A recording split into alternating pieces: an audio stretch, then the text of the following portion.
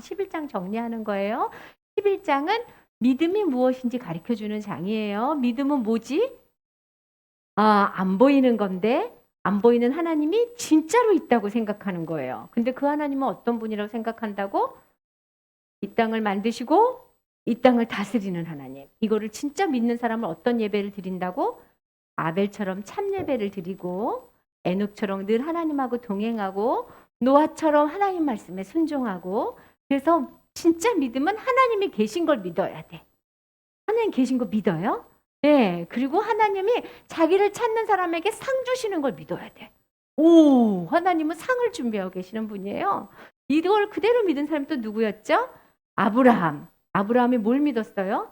하나님의 말씀을 믿었어요. 하나님을 믿는다는 건 하나님의 말씀을 믿고 그대로 사는 거예요. 모세는 또 뭘 믿었어요?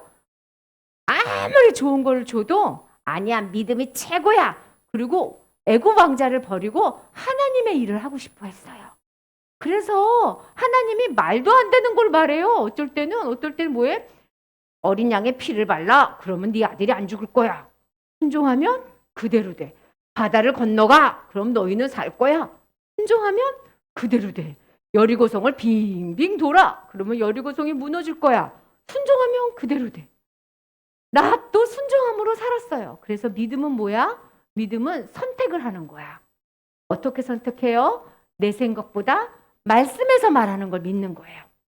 내 생각보다 말씀에서 말하는 게 믿음이다. 이게 히브리서에서 말해주는 믿음이에요. 여러분 진짜 믿음이 있는지 오늘 정말로 다 정리해서 말을 해주거든요. 진짜 믿음이 있는지 생각해야 돼요. 알았죠? 진짜 말하는 믿음은 뭘까? 믿음의 사람이 너무 많았다고 히브리서 목사님이 쓰고 있어요. 기드온, 바락, 삼손, 입다, 다윗, 사무엘, 선지자들이 다 믿음의 사람이었어. 그 믿음의 사람들은 진짜로 하나님을 사랑했지. 근데 그 믿음의 사람들이 죄를 지었을까 안 지었을까? 죄를 지었어. 그런데 하나님이 어떻게 보시냐면 죄 없어 하고 믿음으로 죄를 딱 덮어주셔. 이런 거랑 똑같아요. 아가가 이렇게 걷다가 뒤뚱뒤뚱 걷다 넘어져요, 안 넘어져요? 꽉 넘어져. 그러면 엄마가 매를 들고 넘어지면 안 돼! 이래요? 그럼 뭐라 그래? 괜찮아 일어나 하고 일어나게 주죠. 그것처럼 우리가 하나님을 믿다가 죄를 딱 지면 하나님이 괜찮아 일어나면 돼 이러는 거야. 그래서 입다, 삼손, 다윗은 밧세바를 범했잖아. 죄 지었잖아요. 그래도 하나님 뭐라 그래? 괜찮아 믿음으로 다시 일어나 이렇게 얘기하는 거예요. 그렇게 믿음으로 살다가 보니까 어떤 사람은 사자굴에서 구원을 받았고 어떤 사람은 불 가운데서도 구원을 받았고 어떤 사람은 전쟁에 나가서 승리를 했고 어떤 사람은 죽은 아들이 살아나는 것도 경험을 했어. 믿음으로 살면 이런 기적을 누려요. 진짜 좋겠지? 근데 믿음으로 살면 이렇게 좋은 것만 경험하는 게 아니에요. 하나님의 말씀을 전하다가 웅덩이에 푹 빠져서 감옥에 가는 사람도 있고 그 다음에 돌에 맞아 죽는 사람도 있고 자기 집에서 못 살고 숨어서 살아야 되는 경우도 있어요. 그래서 믿음은 기적 같은 삶도 살게 하지만 어렵게도 해. 그렇지만 믿음은 어떻게 해? 기적을 만나든지 어려운 고난을 만나든지 어떻게 한다고? 인내하고 끝까지 믿는 게 믿음이야. 믿음은 중간에서 포기 안 해. 이거 믿음이 없는 거야. 끝까지 가는 거예요. 그래서 구약 성도들은 뭘 믿었냐면 아이고 하나님 감사해요 하고 구약의 말씀을 믿고 율법을 믿고 우리를 구원해 주실 예수님을 보내주신다 그랬죠 하고 오실 예수님을 기다리면서 구약 성도는 지냈는데 이제 예수님이 왔어요 안 왔어요? 왔어. 예수님이 태어나시고 죽으시고 부활하시고 지금 대제사장으로 있다 그랬잖아. 히브리서 목사님이. 그래서 우리는 신약 성도는 신약과 구약을 다 믿고 마음속에 예수님을 가진 사람이 신약 성도야. 여기랑은 틀려요. 이제까지 본 아브라함, 다윗, 입다 이런 사람들은 마음속에 예수님이 없었어요. 성령님이 없이 믿은 거야. 말씀을. 근데 우리는 누가 있으면서 믿는 거예요? 성령님이 있으면서 믿는 거야. 그 사람들은 신약이 없었어. 예수님이 누군지 몰라 자세히. 우리를 구원해 주실 분이다 이렇게 했지만 우리는 예수님의 한 일을 자세히 알 수 있어. 마지막 때 어떤 일이 일어나는지 자세히 가르쳐줬어. 누가 더 좋은 사람이에요? 이 사람이 더 행복한 사람이야? 여기가 더 행복한 사람이에요? 맞아, 여기 우리가 더 행복한 사람이야. 그래서 성경에서는 복되다! 니네가 진짜 복을 받은 거야! 라고 얘기해. 이렇게 복된 사람이 어떻게 사는 줄 알아요? 내가 복되구나 하는 사람은 성령님이 계신 걸 알아. 물어봐야 되겠다. 유아야, 성령님 계신 것 같아요? 마음속에? 그래서 성령님이 말씀을 자꾸 생각나게 해주시고 그러면 안 돼. 아유 잘했어. 힘을 내. 이런 말이 들려. 성령님이 느껴져. 그래서 늘 성령님하고 함께 살고 싶어 해. 그리고 이런 사람은 예수님 다시 오실 날을 기다려요. 예수님 그날을 내가 예수님 진짜로 만날 날을 기다려요. 이러고 살아. 그리고 이런 사람들은 어떻게 사냐면 내 마음속에 예수님이 진짜 주인인가? 내 맘대로 한 거 아니야? 예수님은 뭘 원하시지? 예수님을 생각하며 살아. 그래서 이 사람들은 입만 열면 무슨 얘기를 하냐면 예수님은 나의 구세주예요. 나를 구원하신 주님이세요. 라는 이야기를 막 하고 싶어서 입이 간질간질간질하대요. 이런 사람이 복된 사람이에요. 이런 사람은 더 큰 복을 받는다고 말씀하셔. 어떤 복을 받냐면 마지막 날 예수님이 오셔서 심판을 하시거든. 예수님 앞에 책이 쫙 있다 그랬어. 그래서 심판을 하셔서 예수님을 믿은 사람은 어디에 가지? 천국에. 예수님을 안 믿은 사람은 지옥에 가는 거예요. 그때 우리가 어디 가는 거예요? 천국에 가. 천국에 가서 그만이 아니라 하나님이 뭘 준비하고 계신다 그랬어요? 상을 준비하고. 너희들이 예수님 믿고 그냥 이러고 살았으면 상이 좀 작을 거야. 근데 예수님을 믿고 날마다 예수님이랑 살고 정말로 어려워도 예수님을 전한 사람은 상이 어떻게 됐어? 클 거야. 예수님 믿고 예수님 믿는다고 죽은 사람도 있거든요. 그 사람 상은 얼마나 클까? 엄청나게 커. 정말로 커. 그래서 이렇게 얘기하는 거야. 얘들아, 더 큰 상을 줄게. 열심히 살아. 믿음으로. 그러면은 예수님이 하나님의 큰 상을 주시고 함께하는 그날이 있는. 지금은 마음속에 있는 성령님만 알잖아요. 이날은 어떤 하나님도 만나지? 이 땅을 다스리는 하나님도 볼 수 있어. 우리를 위해서 기도하시는 누구도 볼 수 있어? 예수님도 보는 거야. 신나겠지? 부활하신 예수님, 손에 못자국 난 예수님도 보는 거예요.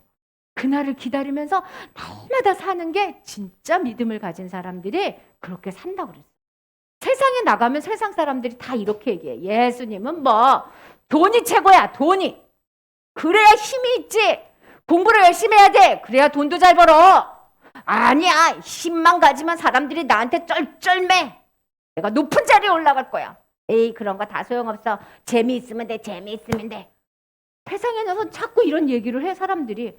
어떻게 하면 돈을 더 잘 벌어요? 어떻게 하면 공부를 더 잘해요? 어떻게 하면 힘이 가져요? 어떻게 하면 신나게 놀고 맛있는 거 먹어요? 그런데 예수님을 진짜 믿는 사람은 어떻게 사냐면 이런 얘기를 비가 막 오는 것처럼 힘들거지만 하나님만 바라보고 사는 거야. 예수님만 바라보고 사는 거야. 이런 얘기에 들었을 때 헷갈린다. 아니야. 이러고 예수님 보는 거야. 히브리서에 뭐라고 써 있냐면 이런 사람을 다 같이 읽어볼 거예요. 시작. 이게 믿음이에요. 세상이 감당할 수 없는 사람. 돈이 최고야. 아니. 학교 좋은 데 가는 게 최고야. 아니. 어디를 가든지 돈이 얼마를 있든지 예수님이 최고야. 이게 진짜 믿음이라고 히브리서에 써 있어요. 전사님도 선교를 준비하면서 내가 진짜 믿음이 있나? 작년, 재작년보다 진짜 믿음이 자랐나? 나는 하늘나라에 가면 얼마나 상을 받나? 이런 거 생각해봤어. 유주, 유아, 지영이, 예준이 다 이런 걸 생각하며 살았으면 좋겠어. 나중에 50살, 60살 때 생각하면 너무 아깝잖아. 그죠? 지금부터 생각하고 사는 거야. 어때? 좋은 생각이죠. 자, 그럼 이건 우리 힘으로 할 수 있을까? 이거를 기도해야 돼. 도와달라고. 성령님 기도해보자. 하나님 나 이루고 되고 싶어요. 나 도와주세요. 작은 소리를 한번 간절히 각자 기도해보세요.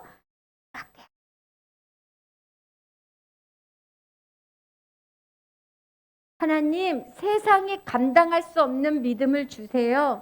저는 너무 그런 믿음을 갖고 싶은데 잘 안 되고 잘 안 돼서 힘들어요. 그런데 나는 못하지만 예수님이 해주실 것을 믿어요. 예수님을 생각하고 예수님을 사랑하면 언젠가는 꼭 세상에 감당할 수 없는 사람이 될 거라고 믿어요. 예수님 도와주세요. 예수님 이름으로 기도합니다. 아멘.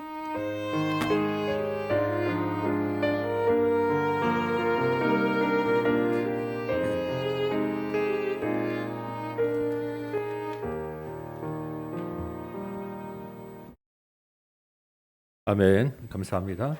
광고 말씀 잠깐 먼저 드립니다. 다음 주일 예배 후에 올 한 해를 결산하는 공동의회가 있습니다. 예배 끝나고 바로 이어서 진행할 거니까 현장이나 온라인에 계신 분들 다 이어서 참석할 수 있도록 자리를 지켜주시기 바랍니다. 이번 주는 12월 이제 이사 헌금, 올해 마지막 이사 헌금 드리는 주일입니다. 지난주 광고 드린 대로 미납된 부분 다 오늘 중에 같이 확인하셔서 드려주시기 바랍니다. 지난 우리 추수감사 헌금하고 이삭 헌금은 지금 선교와 구제를 위해서 사용하도록 지금 여러 준비 중에 있습니다. 그래서 동사무소하고도 좀 컨택을 하고 있고, 우리가 물질뿐만 아니라 이왕이면 우리의 손과 발이 함께 좀 현장을 좀 같이 했으면 좋겠다라는 생각으로 기도하며 준비 중에 있어요. 우리 많이 밀렸던 우리 청년부 학생부 주일학교 출혈이 좀 심했을 텐데 우리가 드리는 이 정말 작은 물질이지만 이 물질이 또한 우리 또래 여러분들의 또래 또 아이들에게 또 도움이 될 수 있고 힘이 될 수 있고 우리가 생각지 못했던 여러 군데서 기쁨으로 나눌 수 있다는 것을 생각하시며 감사하시기 바랍니다.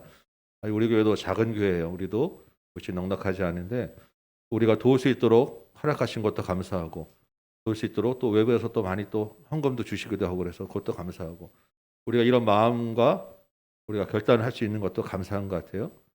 마음껏 나눌 수 있도록 허락하신 하나님께 감사하며 우리 이 헌금들을 사용할 수 있도록 여러분 같이 기도해 주시고 혹시 좋은 방법이 있으면 우리가 같이 나눌 수 있는 좋은 방법이 있으면 여러분들 좀 아이디어도 이렇게 주시면 좋을 것 같아요. 네. 이번 주까지 이제 올해 가정별 성경 읽기를 마무리합니다. 그래서 11월 달에 읽은 점검표 오늘 중에 다 카톡방에 올려주시고 이번 주 올해 이제 성경 읽기는 마감하도록 하겠습니다. 온라인 도서관도 마감을 했고요. 오늘 중에 우리 다 빠뜨린 부분 다 읽으셔가지고 점검표 올려주시기 바랍니다. 예. 그리고 특별한 광고가 연말 이제 우리 12월 달 연초에는 좀 바쁘죠. 그래서 연말 우리 예배 일정도 주보에 올려드렸습니다. 12월 24일 날 성탄절 전야 행사를 합니다. 우리는 늘 마가복음 전체 우리 돌아가면서 성경 읽기를 했죠. 올해도 성경 읽기를 할 것이고 또 잠깐의 교제 시간을 좀 가지려고 합니다. 성탄절은 우리가 기뻐해야 될 날인데 우리가 잠잠히 있을 수는 없지 않겠습니까? 그래서 일단 계획은 12월 24일 저녁 8시에 현장에서 그때는 온라인 안 할 겁니다. 현장에서 다 모여서 성경 읽기를 하고 교제하는 시간을 갖고 근데 지금 이제 코로나 혹시 뭐 다른 교제가 있고 뭐 여의치가 않으면 현장에 모이지 않고 전부 다 온라인으로 그러니까 둘 중에 하나만 할 거예요. 현장을 하든지 온라인을 할 건지. 근데 어쨌든 저녁 8시에 모든 행사가 있을 겁니다. 그래서 여러분 기억하시고 24일이 금요일일 거예요. 그래서 금요일 저녁 같이 모여서 말씀 나누고 찬양하고 기도한다 생각하시면 되고요. 25일이 성탄절이 토요일입니다. 25일 날 오전 11시에 성탄절 감사 예배를 드릴 것이고 다음 날 바로 26일 주일날 주일 예배 12시에 정상적으로 드릴 것이고요. 31일 날 저녁 9시에 송구영신 예배를 드립니다. 그리고 다음 날 1월 1일에는 예배가 따로 없고 1월 2일 주일날 12시에 난자 예배, 주일 예배 드리도록 하겠습니다. 이해되시죠? 조금 토요일날 주일날 막 몰려 있지만 주일 예배는 정상적으로 그냥 12시에 드리는 거고 25일 토요일날 낮에 성탄절 예배 드리는 거고 24일날 저녁 8시에는 행사가 있다. 이렇게 생각하시면 되고 송구영신 예배 12월 31일 저녁 9시에 현장에서 드린다 생각하시면 됩니다. 오늘 암송 한번 해볼까요? 예, 암송. 우리 히브리서 12장 2절 말씀입니다. 여러분 많이 익숙한 말씀이시죠? 히브리서 12장 2절 말씀 우리 한 절 외워보도록 합니다. 마음 같아서는 1절, 2절, 3절 다 외우고 싶은데 너무 또 부담을 드리는 것 같아서 2절 한 절만 외워보도록 하겠습니다. 같이 한번 읽어볼까요? 시작. 믿음의 주여 또 온전하게 하시는 이인 예수를 바라보자. 그는 그 앞에 있는 기쁨을 위하여 십자가를 참으사 부끄러움을 개의치 아니하시더니 하늘 보좌 우편에 앉으셨느니라. 예. 좀 길지만 그래도 익숙한 말씀이니까 아마 잘 외울 수 있을 거예요. 자, 한번 시간 드릴 테니까 연습 한번 해보시기 바랍니다. 예. 입술로 자꾸만 중얼중얼 외워보세요. 믿음의 주여 또 온전하게 하시는 이인 예수를 바라보자. 그는 그 앞에 있는 기쁨을 위하여 십자가를 참으사 부끄러움을 개의치 아니하시더니 하늘 보좌 우편에 앉으셨느니라. 네.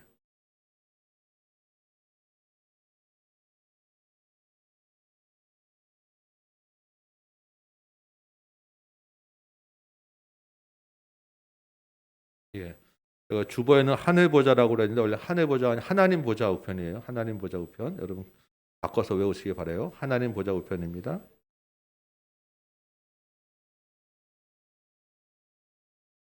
예. 제가 예전에 외울 때 그냥 하늘 보좌 하다가 이게 성경이 조금씩 바뀌면서 단어가 중간중간에 바뀌는 단어가 있어서 놓친 것 같아요. 하나님 보좌 우편입니다.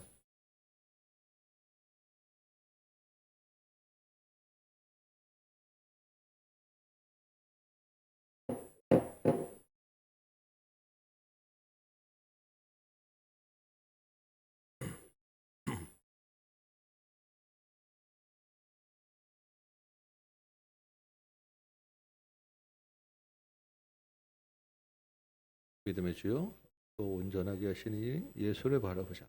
그는 그 앞에 있는 기쁨을 위하여 십자가를 참으사 부끄러움을 개의치 아니하시더니 하나님 보좌 우편에 앉으셨느니라.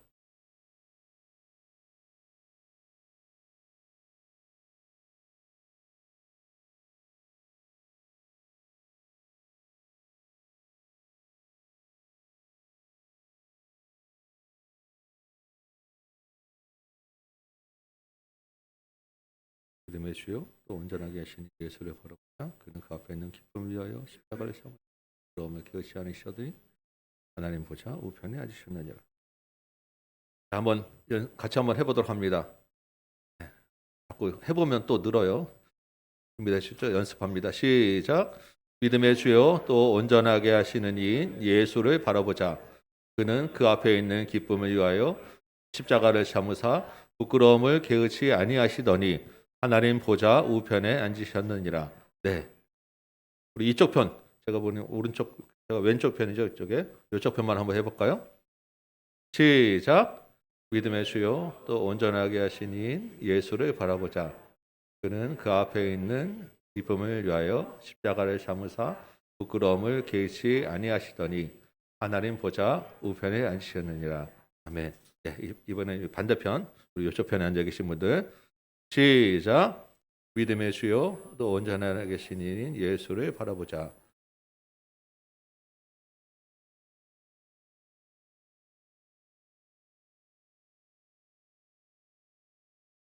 네, 소리가 좀 작은데 다 같이 한번 연습해 보도록 합니다. 예, 온라인에 계신 분들도 한번 해보세요. 연습 한번 마지막 연습이에요. 시작. 믿음의 주요 또 온전하게 하시는 이인 예수를 바라보자.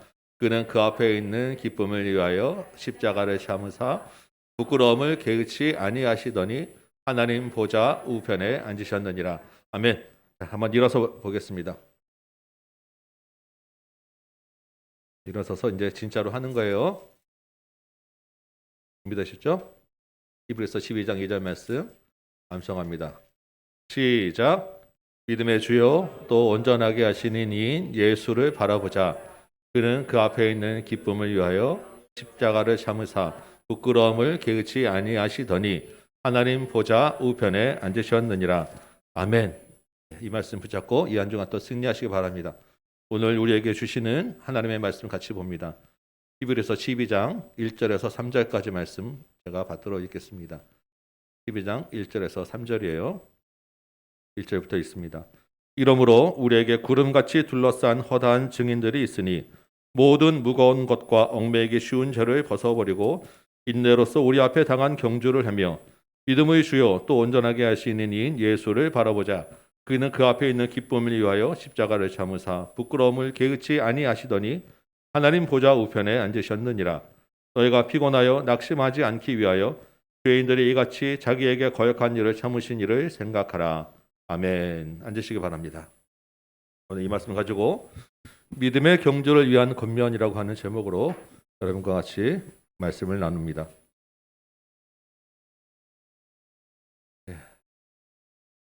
설교 준비를 하면서 제가 한 주석책을 봤는데 마음에 와닿는 구절이 하나 있었어요. 일반적으로는 주석책이 그런 책이 아닌데 눈에 확 들어오더라고요. 믿음으로 그리스도인의 삶을 시작할 때 우리가 들어서는 것은 놀이터가 아니라 싸움터입니다 라고 하는 구절이에요. 예수를 믿고 예수의 몸된 교회에 들어서는 순간 우리는 영적 전쟁터에 던져지는 것입니다 라고 써 있더라고요. 우리 성경에서도 권한 싸움을 싸운다라고 하고 이 믿는 성도들을 군사에 비유하죠. 우리가 지금 영적 전쟁 중에 있다라고 하는 말입니다. 오늘 본문의 히브리서 성도들도 한참 전쟁 중에 전투 중에 있습니다. 그것도 아주 심각한 위기에 놓인 그런 전투에 놓여 있어요. 그들 대다수가 두려워 떨고 있습니다. 일부는 벌써 저 뒤로 후퇴 있고요. 일부는 이 전쟁을 어떻게 전쟁터로 벗어나서 도망갈까 고민하고 있는 상태입니다. 이런 사람들에게 히브리서 11장 우리가 지난주까지 왔던 믿음장이 주어진 거예요. 그 믿음장을 이어서 12장 1절 시작하는 말은 이러므로라고 말을 시작합니다. 이 타락한 세상에서 믿음으로 영적 전투에 임했던 많은 위대한 믿음의 사람들이 있었다는 거예요. 그러므로 이번에는 너희들 차례다라고 이야기하고 있는 것입니다. 더 이상 숨거나 물러나지 말고 소망으로 인내하며 싸워야 된다라고 지금 말하고 있는 거예요. 여러분, 이 말씀이 히브리서 성도들에게만 주어지는 것은 아닐 것입니다.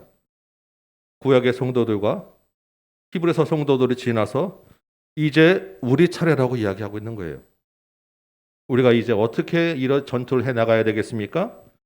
히브리서 목사님이 오늘 말씀을 통해서 주님이 이 히브리서 목사님을 통해서 이 영적 전투를 치르기 위해서 어떻게 해야 되는지 오늘 말씀해 주고 있는 것입니다. 이게 오늘 본문 말씀이에요. 1절 보니까 이렇게 돼 있죠. 이러므로 우리에게 구름같이 둘러싼 허다한 증인들이 있다라고 합니다. 참 이 구절 읽을 때마다 참 감동이 돼요. 여러분, 산에 올라가서 구름이 사방에 가득 차 있어서 정말 구름바다가 되어 있는 그 속에 내가 서 있는 것들을 보신 적 있고 경험한 적 있으시죠? 영적 전쟁에서 믿음으로 인내해서 하나님의 인정을 받는 사람들이 그렇게 바다같이 구름바다같이 많다는 거예요. 전쟁터에 나가서 싸워야 되는 성도들을 향한 히브리서 목사님의 첫 번째 권면의 말씀은 이 영적 싸움이 혼자가 아니라고 하는 것입니다. 혼자 싸우는 게 아니라라는 것을 기억하라는 거예요. 여러분, 전쟁이나 전투나 모든 시합에서 반드시 피해야 될 것, 조심해야 될 것이 두려움이라고 하는 것입니다. 두려움. 그런데 이 두려움이 언제 가장 쉽게 들어오느냐? 혼자라고 느낄 때, 혼자 있을 때 두려움이 쉽게 들어오는 것입니다. 남자분들 군대 훈련할 때 강조하는 게 뭐예요? 맨날 그놈의 그 전후에 단체로 그래서 올라갔다 내려갔다 하지 않습니까? 말로 뭉치면 살고 흩어지면 죽는다. 여러분, 아무리 어려워도요, 같이 하면 견디는 것입니다. 나 혼자가 아니라고 하면 이길 수 있어요. 그런데 별거 아닌 거에도 혼자 있을 때는 쉽게 무너지게 돼 있습니다. 히브리서 11장은 수많은 믿음의 사람들을 소개합니다. 그 안에는 남자도 있고 여자도 있어요. 모든 옛 성도들이 다 부족하게 태어났고 어렵게 자랐습니다. 그들 모두 죄인이었어요. 그들도 역시 연약한 인간이었습니다. 그들 모두가 다 전투에서 승리한 것도 아니에요. 그들이 무슨 승전 훈장, 무슨 잘하는 영웅으로 추대받은 것도 아닙니다. 그들 중에 오히려 다수는 고난을 당하였고 맥없이 죽고 말았습니다. 그들 중에 아무도 예수 그리스도가 오셔서 죄와 사망의 권세를 물리치는 최후의 승리를 보지 못했습니다. 그럼에도 그들은 믿음으로 이끌려서 소망으로 인내해서 살아냈다는 것입니다. 그들이 히브리서 성도들보다 나을 게 없어요. 약속된 예수를 만났다는 것에서 히브리서 성도들이 오히려 더 큰 은혜를 입었습니다. 그러니까 히브리서 성도들이요, 여러분도 소망으로 인내하여 싸울 수 있지 않겠냐라는 것이죠. 후퇴하고 도망치려고 했던 그 발걸음, 이제 돌격 앞으로로 바꿔내라는 것입니다. 믿음의 선배들이 있고 가치 있는 공동체가 있으니까 서로 바라보며 끝까지 인내해야 된다라고 하는 게 1절 시작 말씀인 거예요. 오늘 목사님이 이런 말씀을 하는 걸 들은 적이 있습니다. 여러분, 이 성경이 완성된 계시의 말씀이라고 하죠. 이 성경이 더 이상 쓰여지지 않습니다. 그렇죠? 그런데 성경 중에 두 군데는 아직도 진행되고 있다는 것입니다. 하나가 어디겠어요? 사도행전. 성령행전이라고 부르는 성령의 역사는 지금도 계속되고 있다. 또 한 군데가 바로 이 히브리서 11장 믿음장이라는 것입니다. 믿음의 위인들의 이야기는 구약에서 끝나지 않고 지금도 계속 쓰여지고 있다는 거예요. 여러분, 히브리서 11장에 누가 있었습니까? 최초 인류였던 아벨이 있었고, 노아가 있었고, 아브라함과 모세가 있었고, 다윗이 있고, 사무엘이 있고, 이사야가 있고, 예레미야가 있고, 이름만 들어도 가슴 벅찬 위대한 인물들이 있었습니다. 거기까지 히브리서 11장이 끝나고 성경이 끝난 게 아니라는 거예요. 그 후에 누가 있습니까? 베드로가 있고, 바울이 있고, 스데반이 있고, 지금 히브리서 성도들이 있고, 로마 박해에 순교한 초대교회의 많은 성도들이 있어요. 그 다음 또 누가 있어요? 어거스틴이라고 하는 위대한 신학자가 있고, 그 어려운 위단의 공격들 가운데 신약을 지켜낸 믿음의 교부들이 있고, 루터가 있고, 칼뱅이 있고,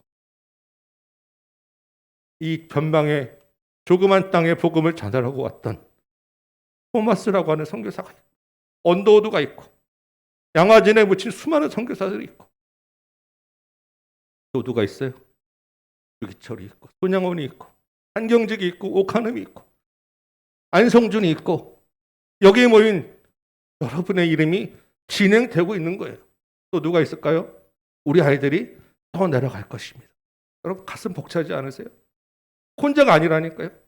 믿음의 선배가 있고, 우리가 있고, 우리 아이들이 이어갈 거예요. 우리가 가는 이 믿음의 길이라고 하는 것은 우리가 좁은 길이라고 이야기합니다. 그런데 좁은 길인 줄 알았는데 들어가 보면 사실은 엄청나게 넓은 길이고요. 그 넓은 길 안에 사람들이 가득 채워져 있다는 거예요. 여러분, 혼자가 아니라는 것을 기억하시기 바라요. 그런데 사람이 많다고 유대감이 생기는 것은 아닙니다. 군중 속에 고독이라고 하는 말도 있잖아요. 서로 말을 나누고 마음을 나누지 않으면 여전히 혼자인 거예요. 지난주에 우리 성경 읽기 본문 느헤미야를 읽다가 깨달은 게 하나 있어요. 느헤미야 2장 18절 말씀입니다. 나중에 한번 찾아보세요. 느헤미야가 하나님의 선한 손이 도우셔서 왕에게 은혜를 입고 여기까지 오게 되었다라고 하는 말을 백성들과 함께 나눠요. 그랬더니 백성들이 그 말을 듣고 힘을 내서 우리가 성벽을 재건하자라고 일어섰다라고 기록되어 있습니다. 하나님이 하신 일을 나눌 때 공동체가 힘을 얻는다는 거예요. 공동체가 일어날 수 있다는 것입니다. 지난 1년 가까이 성경 읽기 도서관을 하면서 그 짧은 나눔들을 했던 그 말씀들이 믿음의 위인들 11장이에요. 여러분이 목장 나눔을 하는 가운데 구름같이 둘러싼 허다한 증인들이 있다는 것을 기억하는 것하고 느끼는 것입니다. 여러분, 목장이 정말 그렇게 중요해요. 소중하게 여기시고 정말 진지하게 나누시기 바랍니다. 그 속에서 사도행전과 히브리서 11장이 계속되고 있는 거예요. 여러분, 이 예배 가운데 옆에 모세와 아브라함과 주기철 목사님이 함께 예배드리겠다고 생각해 보세요. 예배 끝나고 나가면서 아브라함과 같이 어깨 이렇게 하면서 잘 계셨어요. 지난주 어떻게 지내셨어요? 주기철 목사님한테 목장에서 지난주에 있었던 생생한 간증을 듣고 나눈다고 생각해 보세요. 소망이 생기지 않습니까? 힘이 되지 않습니까? 우리의 영적 싸움이 이렇게 혼자가 아니라는 것입니다. 주께서 우리에게 이 교회를 허락하시고 공동체를 불러주신 이유가 여기에 있는 거예요. 믿음의 선배들을 기억하고 공동체를 기억해서 함께 이 영적 싸움에서 승리하는 저와 여러분 되시길 소망합니다. 두 번째로 이 히브리서 목사님이 우리에게 주는 권면은 이 다음 구절에 한번 읽어볼까요? 모든 무거운 것과 얽매이기 쉬운 자를 벗어버리라. 이게 믿음의 싸움을 싸우는 성도들을 향한 두 번째 권면의 말씀인 것입니다. 이 12장 1절에서 2절, 3절 말씀은 히브리서 목사님이 이 믿음의 영적 전쟁을 육상 경기, 달리기 시합으로 비유를 하고 있어요. 그래서 이 1절 마지막에는 우리 앞에 놓인 경주를 하라라고 하죠. 이 경주가 그 당시 유행했던 그 육상 시합을 말하는 것입니다. 여러분, 전투에 임하는 군인이나 육상 경기에 임하는 선수나 몸에 방해가 되는 거추장스러운 것들을 다 떼어놓고 가볍게 움직이기 좋게 몸을 만드는 것은 너무나 당연한 이야기 아닙니까? 아무리 비싸고 귀한 거라고 할지라도 몸에 치렁치렁 매달고 들고 메고 전투에 나가거나 달리기 하는 사람 봤습니까? 다 벗어버려 놓고 갈 것들이에요. 이 당시 로마 시대 경주자들은 선수 그 경기장에 입장할 때는 아주 그 색깔이 다양한 그런 긴 옷을 입고 들어왔는데 막상 달리기 시합할 때는 알몸으로 달렸다고 해요. 지금 우리에게 있는 모든 무거운 것들 다 벗어버리라고 이야기하고 있는 것입니다.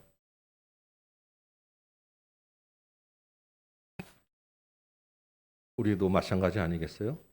우리가 매일매일 살아내는 매일의 영적 전투 가운데 하나님의 은혜를 붙들고 나가는 것 외에 다른 것들은 우리를 넘어지게 하는 것들 뿐입니다. 우리의 발목을 잡는 것들이에요. 다 버리시기 바랍니다. 아까 어린 설교도 나왔지만 히브리서 11장 38절은 믿음의 사람은 세상에 감당하지 못하는 사람이라고 하였어요. 세상에 감당하지 못하는 사람이다라고 하는 말은 세상의 가치를 두지 않는다라고 하는 뜻입니다. 우리가 하나님의 은혜 외에 예수 그리스도 외에 다른 어떤 것도 세상의 가치를 둔다고 하면 그것이 우리에게 무거운 짐이 된다는 것입니다. 며칠 전에 이렇게 기사를 하나 봤는데 그 미국의 퓨 리서치 센터라고 하는 여론조사 기관이 이 17개 선진국을 대상으로 조사를 했다고 합니다. 그 제목은 당신의 삶을 의미 있게 하는 것이 무엇입니까? 라고 하는 제목이에요. 당신의 삶을 의미 있게 하는 것이 무엇입니까? 라고 하는 제목으로 여론조사를 했더니 1위가 뭐가 나왔을까요? 가족과 자녀가 나왔습니다. 전체로 통틀어. 2위가 직업과 경력, 3위가 물질적 풍요였어요. 그런데 특이한 것은 이 17개국 중에 유일하게 우리나라만 1위가 물질적 풍요가 나왔습니다. 돈이 나왔다는 거예요. 그것도 응답자의 62%라고 하는 압도적인 선택으로 돈이 나왔어요. 그 다음에 2위가 몸과 건강이에요. 그 다음에 3위가 가족, 자녀. 우리나라만. 신앙은 몇 프로 나왔을까요?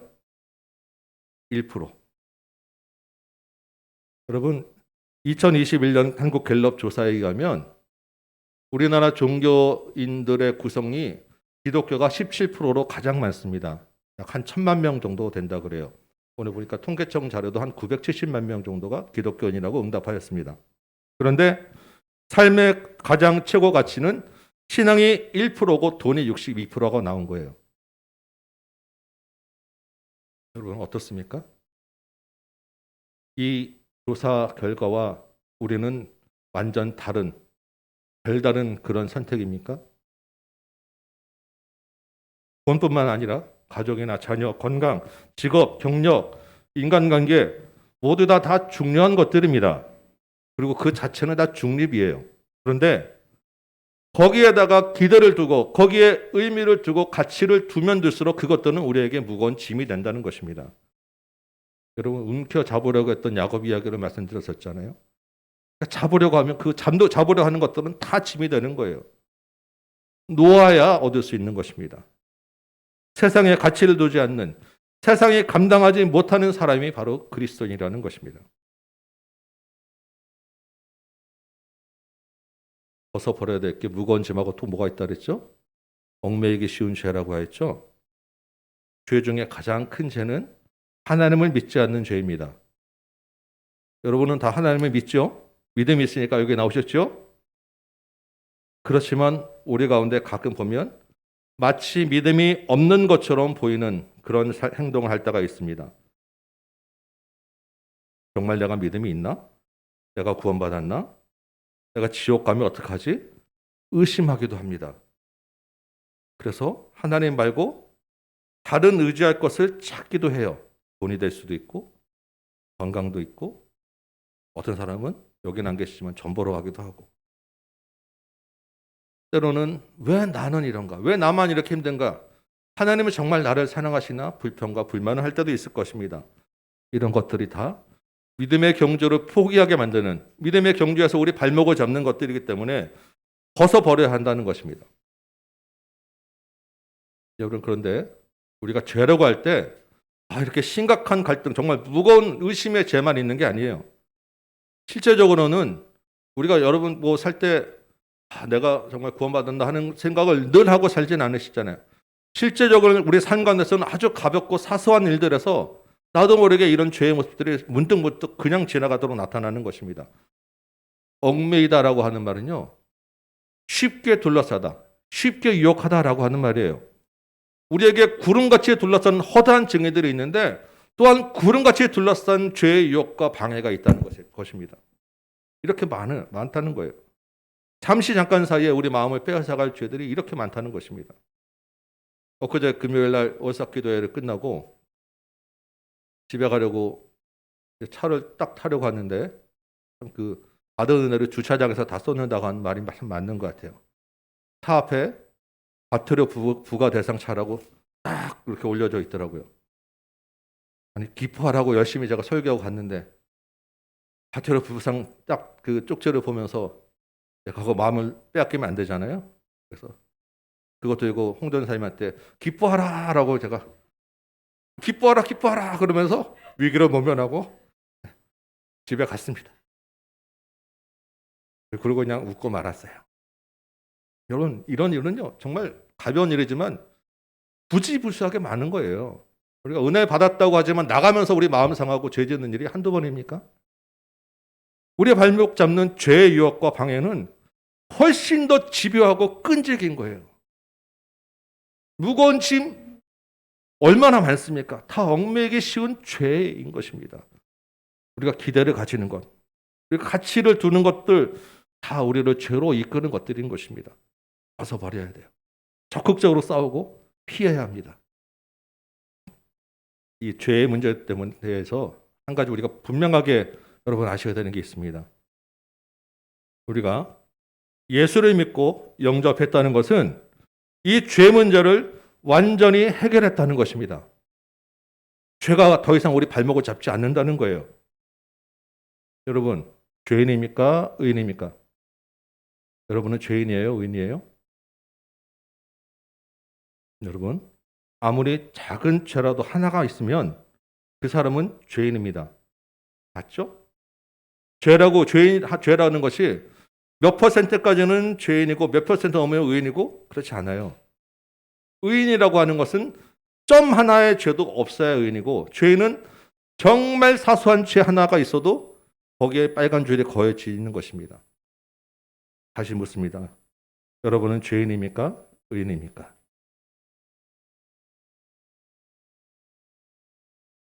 우리 옛사람은 죄인이었습니다. 그런데 예수를 믿음으로 우리 안에 예수가 들어옴으로 우리는 죄인이 아니라 의인이 되었습니다. 죄인은 다 잊어버린 거예요. 없어진 것입니다.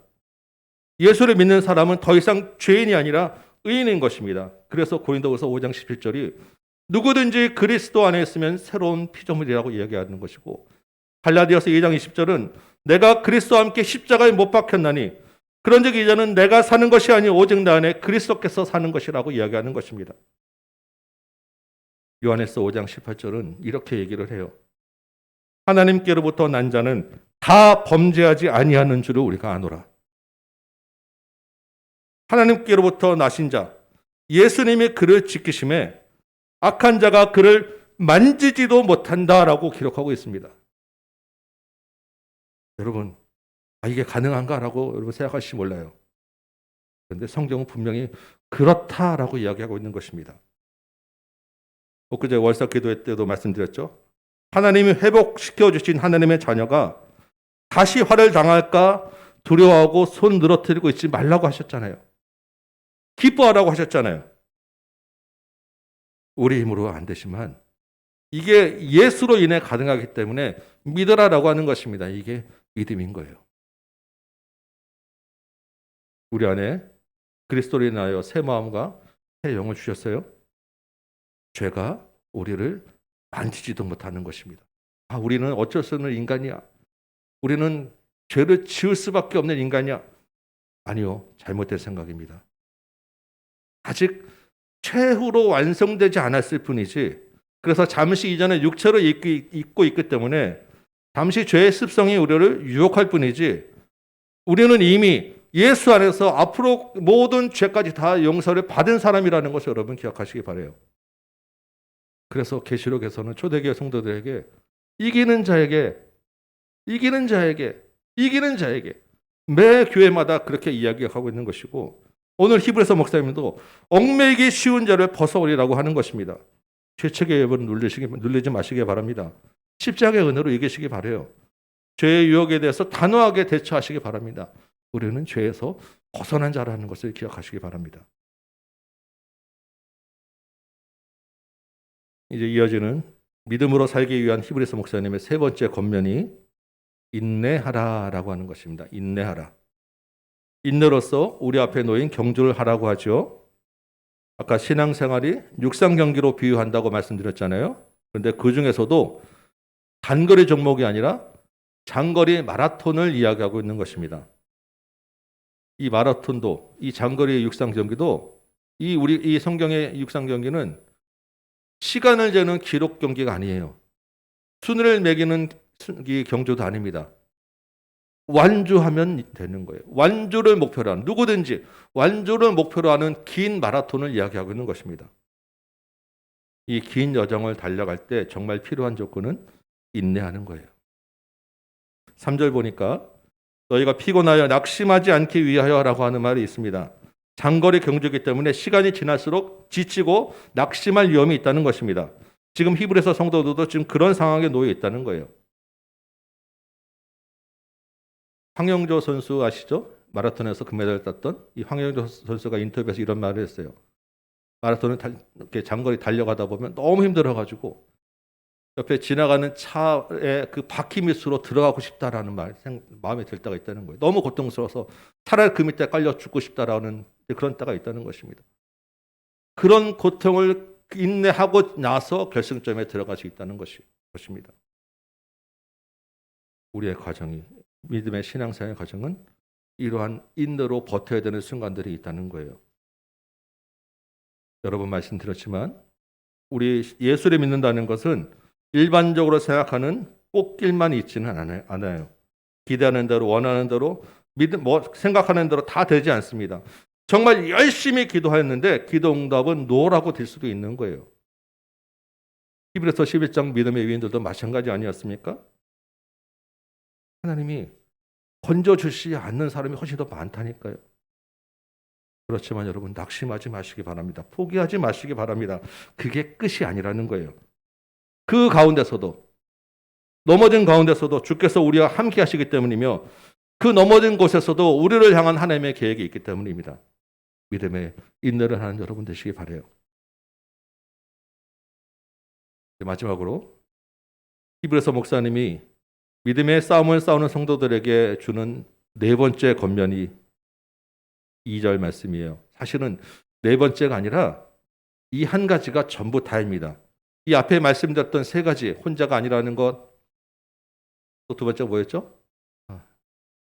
하다가 갑자기 생각이 안 나요. 무거운 죄를 벗어버리라는 것, 그 다음에 인내하라는 것, 이 세 가지가 이 마지막 이 한 가지 안에 다 들어있어요. 그게 마지막 권면이 뭐겠습니까?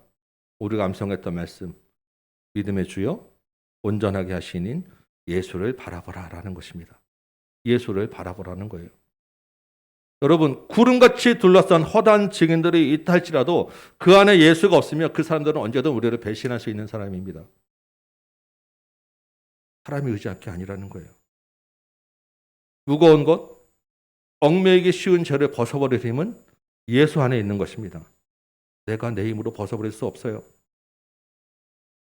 예수를 바라볼 때 소망이 있고, 예수를 바라볼 때 인내할 수 있고, 인내할 힘을 예수가 주는 것입니다. 결국 히브리서 목사님이 1장부터 지금까지 이렇게 길고 장황하게 구약을 죄다 인용하면서 하고 싶은 말은 바로 이 한 줄이에요. 믿음의 주요 온전하게 시인인 예수를 바라보라. 바라보다라고 하는 말은요, 주목하다라는 말입니다. 한눈 팔지 않고 한 곳만 보다라는 말이에요. 베드로가 예수님을 주목할 때는 물 위를 걸었습니다. 그런데 그 주목하던 시선이 물하고 나누어지니까 바로 물에 빠지게 되어 있는 거예요. 오늘 본문인 2절에서도 예수님이 어떻게 하셨어요? 이 땅에 계시면서 십자가를 참으셨어요. 3절에는 이 땅의 죄인들이 말도 안 되게 예수를 거역하는 일도 참으셨어요. 왜요? 2절에 있는 대로 예수님 앞에 있는 기쁨, 하나님 보좌를 바라보았기 때문입니다. 우리도 그와 같이 예수를 바라보라라고 하는 말이에요. 믿음의 주라고 하는 말은 이 주는 그 주인이란 뜻이 아니라 창시자라고 하는 뜻입니다. 믿음을 처음 시작한 사람이 예수님이고 믿음의 근원도 예수님이고 온전하게 하다라고 하는 말은 완성하다는 말이에요. 믿음을 완성하는 분도 예수님이라는 것입니다. 믿음의 시작과 인내하는 과정과 제일 마지막 결론까지 다 예수님이 믿음을 이끌어 나가신다라고 하는 말입니다. 구약의 위대한 믿음의 사람들은 이 예수님을 멀리서 보고 환영했어요. 그럼에도 불구하고 그들이 믿음을 지켰습니다. 히브리서 목사님과 성도들은요, 예수님을 본 사람들에게 전해 들었어요. 예수님과 같이 동시대에 살았던 사람들이죠. 우리는 어떻습니까? 이 예수를 직접 우리 마음에 품은 사람들이에요. 우리 마음에 성령께서 예수님이 하신 말씀들을 깨닫게 하시는 사람들입니다. 믿음의 차원이 앞에 사람들과 다르다는 거예요. 우리의 믿음이 우리에게 훨씬 더 큰 은혜가 주어져 있다는 것입니다. 이 말은 그 대신에 믿음을 유혹하는 방해도 훨씬 더 크고 많다는 것을 여러분 아셔야 돼요. 훨씬 더 교묘하고 훨씬 더 집요하고 훨씬 더 강력하게 우리를 유혹하고 있습니다. 요즘 코로나로 교회를 향한 시선이 굉장히 부정적이죠. 어디 가서 예수 믿노라라고 차마 말 못 끝낼 때도 많으실 거예요. 그럼에도 불구하고 히브리서 목사님은 여전히 우리에게 이 한 가지를 강조하는 것입니다. 오직 예수를 바라보라. 이미 마음에 예수를 품은 여러분, 끝까지 예수를 바라보며 믿음으로 승리하시기 바랍니다. 예수와 함께 믿음의 경주를 안주하시기 바라요. 한 가지 우리가 소망이 있는 것, 구약이나 히브리서 성도들보다 우리가 그래도 내세울 수 있는 좋은 것이 하나 있습니다. 뭐겠어요? 다시 오실 주님과 훨씬 가까이 있다는 거예요. 다시 오실 주님을 훨씬 더 가까이서 바라볼 수 있다는 것입니다. 예수와 함께 지금을 견디시면서 다시 오실 주님, 완성된 천국을 소망하시기 바랍니다. 우리 믿음의 선배들은 하늘에 이상한 구름만 떠도 거기에 주님 계신가 쳐다봤다고 해요. 주님 다시 오실 때까지 이 믿음의 선한 싸움을 싸우며 인내하는 저와 여러분 되시기를 소망합니다. 이 한 주간도 여러분, 우리에게 수많은 무거운 것과 죄의 유혹이 있을 것입니다. 그 가운데 세상의 가치를 두지 않는, 세상이 감당하지 못하는 성도가 되시기 바랍니다. 여러분은 혼자가 아닙니다. 교회 공동체가 함께 가고 있습니다. 돌아보시기 바라고 주께서 우리와 함께 하신 일을 나누시기 바랍니다. 믿음의 주여 온전하게 하시는 이인 예수께서 저와 여러분과 함께 하실 것이며 은혜 주실 것이고 힘 주실 것을 주님의 이름으로 축원합니다. 아멘. 우리 찬송 한장하고 같이 기도하겠습니다.